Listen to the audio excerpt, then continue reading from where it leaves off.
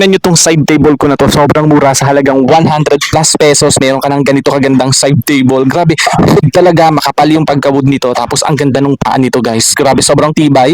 Darating sa inyo nung walang damage, malinis, maayos. Kung gusto nyo naman ng mayroong second layer dito sa ilalim, available din yan. Kung gusto nyo naman plain wood, ang kulay ng pinakang round table nyo dito, pwede, available din yan guys. Grabe, sobrang mura lang. Diba ang gandang ilagay sa side ng kama nyo, ng bed, o kaya sa side ng inyong TV, o kaya sa side ng inyong sofa.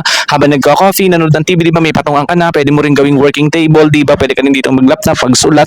Napakaganda ng table na to guys. Grabe, sobrang sulit kayo dito. Tapos sobrang mura. Dati hindi ako bumibili kasi akala ko mahal, pero napakamura lang pala. At madaling i-assemble. Yun yung maganda dito sa table na to. Madaling i-assemble. Itong bilog lang na to, tapos yung tatlong paa, isusuot mo, may tornilyo na siya, isusuot mo lang siya hanggang humigpit. Ganun lang kadaling i-assemble yung paa nito.